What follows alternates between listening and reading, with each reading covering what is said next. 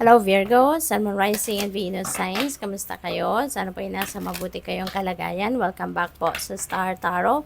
Kung bago kayo rito, welcome din kayo. Thank you sa inyong support. I truly appreciate it. God bless you all.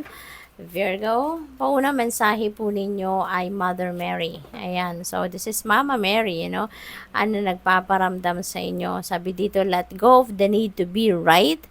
Choose peace. Mother healing is possible at this time. Ayan, so napaka-blessed ninyo kasi kung kailangan ninyo ngayon ng healing energy, nandito si Mother Mary, no? Si Mama Mary na nagpapadala sa inyo ng kanyang healing powers.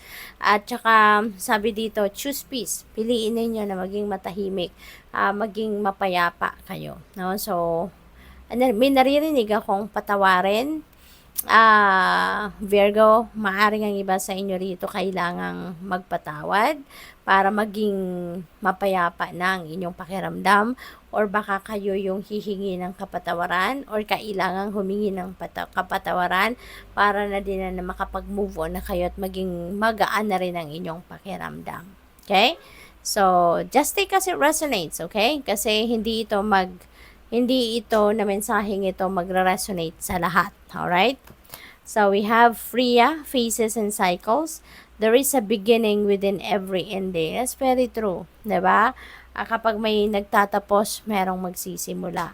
Illusions are revealed and released. Ayan. So, may mga akala kayo, may mga inaakala kayo na sa ngayon, madidiscover nyo na mali pala yung iyong akala, no? Kaya you're going to release that paniniwala. So what else?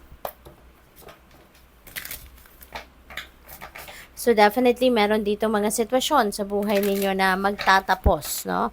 At meron kasing magsisimula. Merong bagong pintong magbubukas. We have the diviner. Ayan, divine timing. Virgo, maybe this is the right timing, no? For some of you, alam niyo kung meron kayong, kunyari, meron kayong plano, meron kayong idea, and maybe iniisip ninyo na parang hindi ngayon ang tamang pagkakataon, diba? So, maghihintay pa ako.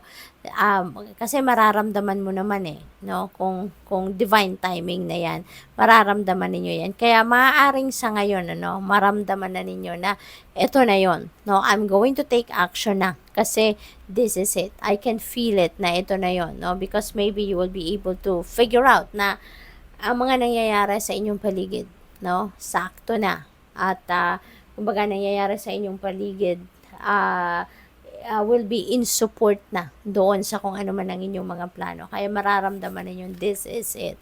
No, I need to take action. So, what else for Virgo? We have the forgotten, missed opportunities, fear of failure. Ayan. So, mayroon kayong oportunidad na na-miss, Or, you know what, Virgo? Kung ang isang oportunidad ay para sa'yo, it won't pass you by. No, it won't pass you by. So, kaya itong mga missed opportunity na to, kaya na-miss ninyo ito because this is not meant for you. Diba? Hindi ito para sa'yo. Hindi ito, siguro dumaan lang ito sa'yo para masabi mo din sa iba, para maibigay mo sa iba, para ma-refer mo sa iba. But it's not meant for you. Kaya, hindi ito nag-stay sa'yo.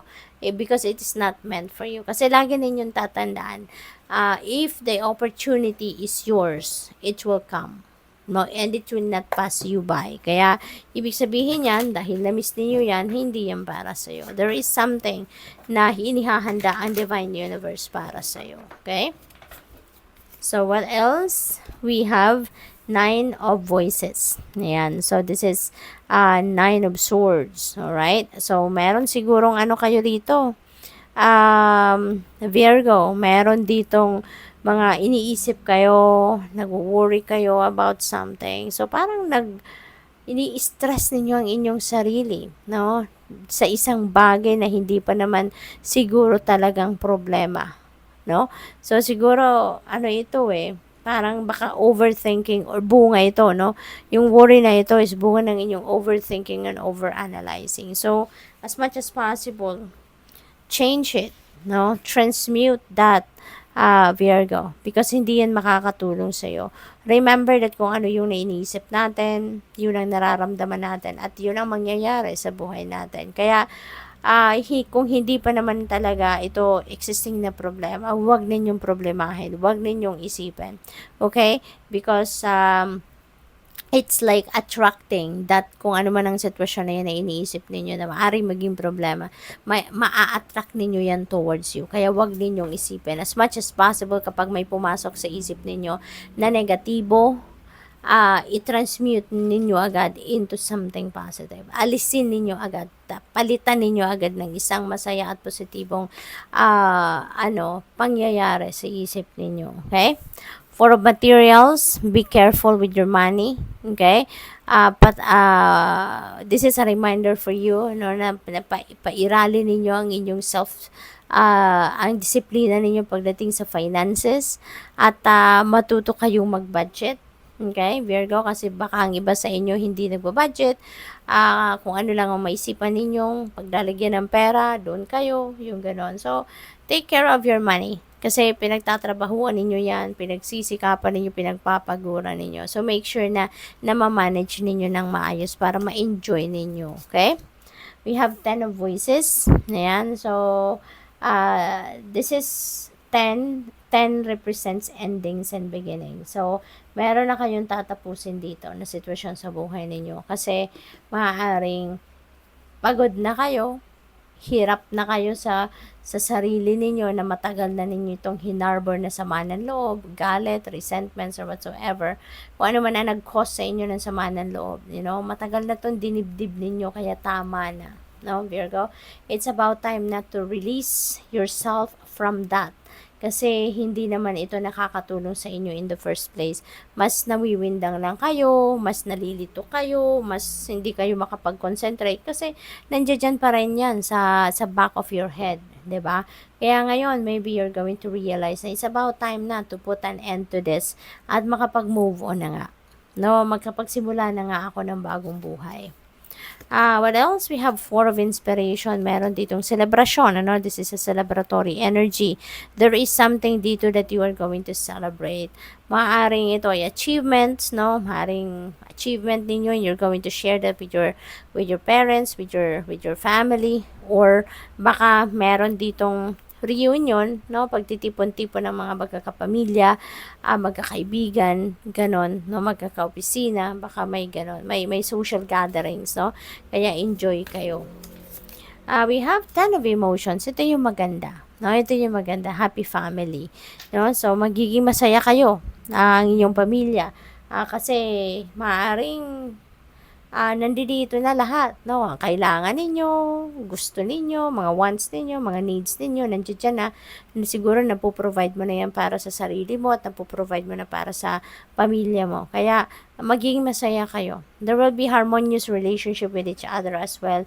Nagkakaintindihan kayo, no? You are approving whatever it is that others are doing, or mga ideas nila, siguro approve din kayo sa kanila. Kaya walang problema. Walang awayan, ang tawag dito, hindi nagkakaintindihan, no? Everyone is happy. Ace of materials. Wow, Virgo. Napakaganda nito. Kasi this is a beginning, no, of you becoming rich. This is the beginning of you becoming prosperous and abundant. Kasi this is a very prosperous and abundant energy. Napakaganda nitong energy pagdating sa inyong money, career, and finances. Kasi magsisimula kayo dito ng panibagong buhay, panibagong yugto ng buhay pagdating sa inyong kaperahang aspeto, no? So this is the beginning of the continuous inflow of abundance, no? Of money sa buhay ninyo. So siguro meron dito mga financial opportunities na maghahatid ng kagaanan, no? Kaluwagan sa pera. Meron din ditong mga baka panalo, no? Magkaroon kayo ng panalo sa mga tinatayaan ninyong game of chance, lottery, STL, raffle, kung ano-ano pa.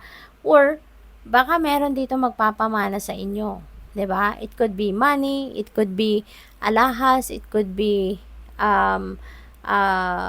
property, who knows, 'di ba? Kung ano matatanggap ninyo. But definitely, this is the beginning of continuous inflow of abundance sa buhay ninyo. Kaya napakaganda. Good luck. Thank you for watching. Love and light. Namaste.